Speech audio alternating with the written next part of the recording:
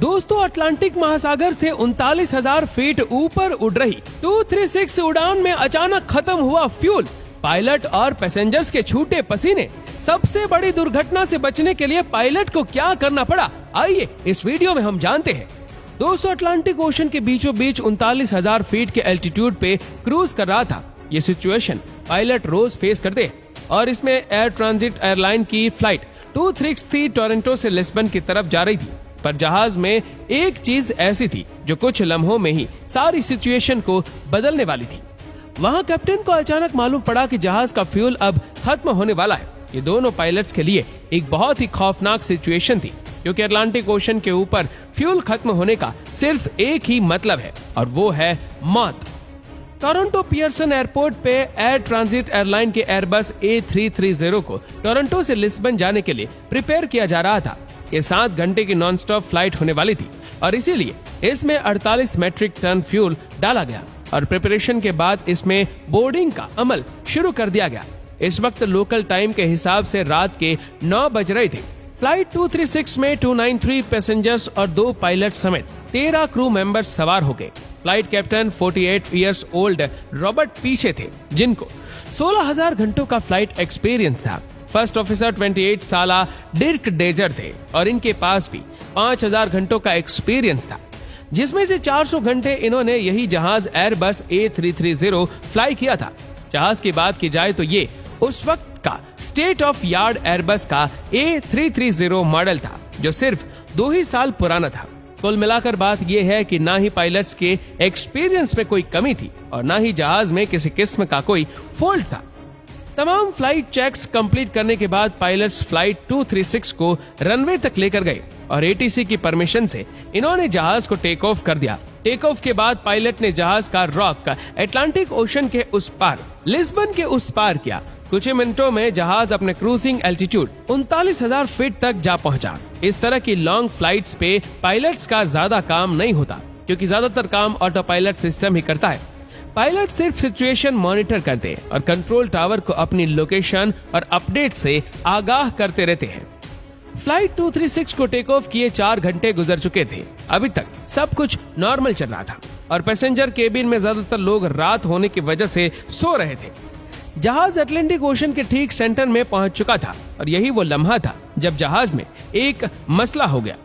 Canadian time के हिसाब से रात के 1 बजे पायलट ने जहाज के इंजन नंबर 2 यानी जहाज के राइट इंजन में एक एबनॉर्मल रीडिंग नोटिस की। इंजन में ऑयल का प्रेशर ज्यादा शो हो रहा था, ऑयल की क्वांटिटी कम और ऑयल टेम्परेचर भी लो इंडिकेट हो रहा था। इस तरह का एरर पायलट्स अपने कैरियर में पहली बार देख रहे थे। उन्होंने फौरन फ्लाइट मैनुअल खोला और इस अजीब एरर के बारे में जानने की कोशिश की। नॉर्मली जब जहाज ऑपरेशनल होता है तो वक्त के साथ ऑयल टेम्परेचर बढ़ता है, लेकिन यहाँ वो लो टेम्परेचर इंडिकेट कर रहा था, जो कि किसी भी तरह नॉर्मल नहीं था। इनको फ्लाइट मैनुअल में इस एरर के बारे में कोई इंफॉर्मेशन ना मिल सकी। पायलट्स ने कनाडा में एयर ट्रांजिट के मेंटेनेंस यूनिट से कांटेक्ट किया और उनको इस एरर के बारे में आगाह किया। बदकिस्मती से मेंटेनेंस यूनिट को भी इस एरर के बारे में मालूम नहीं था। उन्होंने पायलट को कहा कि वह इस एरर को मॉनिटर करते रहे। वो थोड़ी देर बाद उनसे दोबारा कांटेक्ट करेंगे। अगर ये जहाज के राइट इंजन में ऑयल की फॉल्टी रीडिंग शो हो रही थी, लेकिन परवाज में किसी किस्म का भी कोई मसला नहीं था। पायलट्स ये सोचकर रिलैक्स हो गए कि शायद कोई फॉल्टी सेंसर ऑयल की गलत रीडिंग दे रहा है, लेकिन आधे घंटे के बाद कैप्टन के सामने एक और एडवाइजरी मैसेज डिस्प्ले हुआ। ये मैसेज ऑयल से रिलेटेड नहीं बल्कि फ्यूल से रिलेटेड था। कमर्शियल एयरलाइंस का फ्यूल उनके विंग्स में इक्वली डिस्ट्रीब्यूटेड होता है और ये नोटिस किया गया कि फ्लाइट 236 के दोनों विंग्स में एक जितना फ्यूल नहीं है। राइट विंग में फ्यूल की क्वांटिटी लेफ्ट के मुकाबले एक कम थी। अब नॉर्मली ये मसला भी इतना सीरियस नहीं होता, क्योंकि इस मसले को फ्लाइट के दौरान ही फिक्स किया जा सकता है। कैप्टन ने इस मसले को फिक्स करने के लिए क्रॉस फीड वाल्व खोल दिया, जिससे लेफ्ट विंग से फ्यूल राइट विंग में जाना शुरू हो गया और मिनटों में अब वापस दोनों विंग्स में फ्यूल की क्वांटिटी बराबर हो चुकी थी। इस बात को अभी 10 मिनट ही गुजरे थे कि कैप्टन को लो फ्यूल की वार्निंग दिखाना शुरू हो गई। ये एक ऐसा मसला था जिसको कोई भी पायलट सरफेस नहीं करना चाहता, और वह भी पैसेंजर से भरे जहाज में। पायलट्स ने देखा कि राइट विंग में दोबारा से फ्यूल कम हो गया है और अब दोनों विंग्स को मिलाकर इतना फ्यूल भी नहीं है जिससे लिस्बन पहुंचा जा सके। अब की बार मामला सीरियस हो चुका था। अटलांटिक ओशन के बीचों बीच प्लेन को डाइवर्ट करने का ज्यादा ऑप्शन भी मौजूद नहीं थे। हकीकत में इनके पास एक ही ऑप्शन था और वो था एजोरस आइसलैंड। ये आइलैंड्स अटलांटिक ओशन में मौजूद पोर्टुगल टेरिटरी का हिस्सा है, जहां टर्सेरा नामी आइलैंड पर एयरपोर्ट मौजूद है। कैप्टन ने पहली फुर्सत में सेना मेरिया एटीसी से राब्ता किया और उनको बताया कि वो इस एयरपोर्ट पे फ्यूल शॉर्टेज की वजह से लैंड करने जा रहे हैं, पर अभी तक पायलट को भी कंफर्म नहीं था कि वो इस एयरपोर्ट तक पहुंच पाएंगे या फिर उनको ओशन में ही लैंड करना पड़ेगा। इस वक्त जहाज में 7 टन फ्यूल बचा था, यानी करीब 7000 केजी। देखने में तो ये बहुत ज्यादा है, लेकिन असल में ये A330 की फ्यूल कैपेसिटी का सिर्फ 6% फ्यूल था और वो भी बहुत तेजी से कम होता जा रहा था।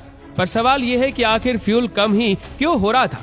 क्या इस बार भी कोई फॉल्टी सेंसर गलत रीडिंग दे रहा था या फिर असल में फ्यूल की कमी थी? फ्यूल का कम होना सिर्फ एक सूरत में मुमकिन है कि कहीं ना कहीं फ्यूल वीक हो रहा है। ये पता लगाने के लिए कैप्टन ने फ्लाइट क्रू को इंस्ट्रक्शन दी विंग की ट्रेनिंग एज यानी विंग के पिछले हिस्से को जाकर मॉनिटर करें। अगर तो फ्यूल लीक हो रहा होगा तो जरूर वहां से कोई इंडिकेशन मिलेगी, पर अंधेरे की वजह से एक क्रू को ऐसी कोई इंडिकेशन ना मिल सकी। अब कंडीशन ये थी कि हर 5 मिनटों में 1 टन फ्यूल खत्म हो रहा था। कैप्टन को अब क्लियर हो गया था कि फ्यूल कहीं ना कहीं से लीक जरूर हो रहा है। उनके पास अब सिर्फ 25 मिनटों का फ्यूल बाकी बचा था, जिससे टर्सेरा एयरपोर्ट तक भी पहुंचना मुमकिन नहीं था। इस दौरान कैप्टन और फर्स्ट ऑफिसर लगातार मेंटेनेंस यूनिट और एटीसी से कांटेक्ट में थे। मेंटेनेंस यूनिट ने कैप्टन को इंस्ट्रक्शन दिए कि वो फ्यूल लीकेज को कंफर्म करने के लिए जहाज को 39,000 से 20,000 फीट तक लेकर जाए, पर कैप्टन ने ऐसा करने से इनकार कर दिया क्योंकि पायलट का मानना था कि अगर फ्यूल लीकेज कंफर्म भी हो गया तो जहाज को वापस ऊपर लेकर जाना पॉसिबल नहीं होगा। उनके पास अभी 39,000 फीट पर ग्लाइडिंग का ऑप्शन तो बाकी है। अगले कुछ मिनटों में सारे शक दूर हो गए। अब जहाज के राइट इंजन में आग भड़क उठी। ये देखकर जहाज में अफरा तफरी मच गई और पैसेंजर्स जो अभी तक सुकून की नींद सो रहे थे, उनके सुकून को खौफ के बादलों ने ढक दिया। जहाज में अब 4.5 टन फ्यूल और सिर्फ एक इंजन बचा था। इस एक इंजन पे जहाज का क्रूज करना पॉसिबल नहीं था, लिहाजा अब आहिस्ता आहिस्ता एल्टीट्यूड कम होना शुरू हो गया। दूसरी तरफ टर्सेरा एयरपोर्ट पे इमरजेंसी हो गई। फायर ट्रक और इमरजेंसी क्रू ने हर तरह की सिचुएशन से निपटने के लिए अपनी तैयारियां शुरू कर दी।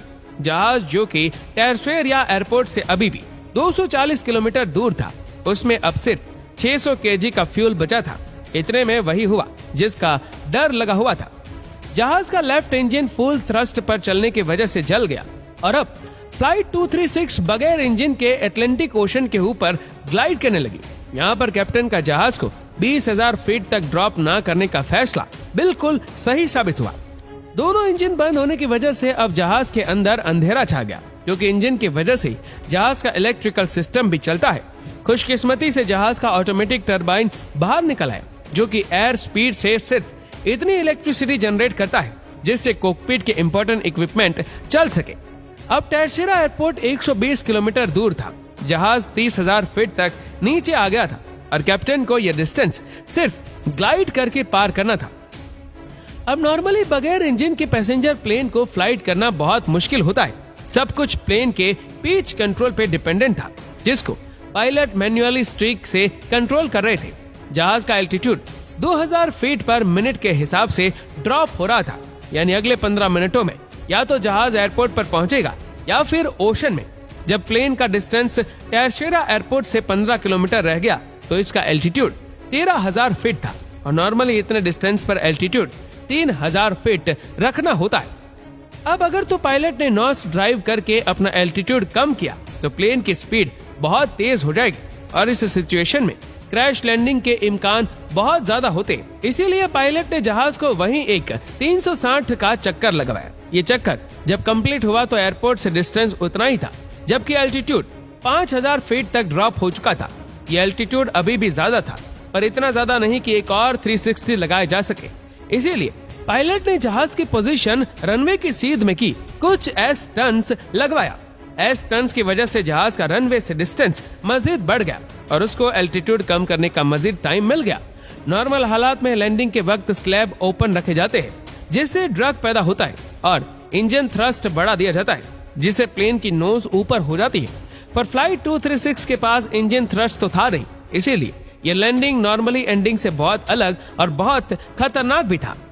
पायलट के पास प्लेन को लैंड करने का सिर्फ एक ही चांस था, या तो आर या तो पार। आखिरकार प्लेन एक जोर के झटके से रनवे पर लगा और 12 में से 8 टायर्स बस्ट हो गए। प्लेन को रोकने में थोड़ी मुश्किल तो जरूर पेश आई, लेकिन फाइनली वो रुक ही गया। प्लेन रुकते ही उसके लैंडिंग गियर में आग भड़क उठी, जिस पर एयरपोर्ट क्रू ने फौरन काबू पा लिया। फ्लाइट 236 एविएशन हिस्ट्री का वो पहला और आखिरी पैसेंजर प्लेन था जिसने बगैर इंजन के सबसे ज्यादा टाइम तक ग्लाइड करने का रिकॉर्ड बनाया। राइट इंजन में फ्यूल लीकेज के हवाले से जब इन्वेस्टिगेशन हुई तो मालूम पड़ा कि टोरंटो में टेक ऑफ से पहले मेंटेनेंस क्रू ने इंजन का एक पार्ट चेंज किया था, लेकिन वो पार्ट किसी और प्लेन का था। लूज फिटिंग की वजह से उसमें वाइब्रेशन हुई, जिसने करीब से गुजरती फ्यूल लाइन को बस्ट कर दिया, जिसके बाद ही एयरबस ने एक नया सिस्टम इंस्टॉल किया, जिसे फ्यूचर में पायलट्स को दोहराने प्रवास और फ्यूल लीकेज का भी पता पड़ जाएगा। 1 साल बाद कैप्टन रॉबर्ट पीछे और फर्स्ट ऑफिसर डीक डिकर को एयरबस A330 पर डेड स्टिक लैंडिंग परफॉर्म करने के लिए सुपीरियर एयरमैनशिप अवार्ड से नवाजा गया। तो दोस्तों, कैसा लगा आज का हमारा वीडियो?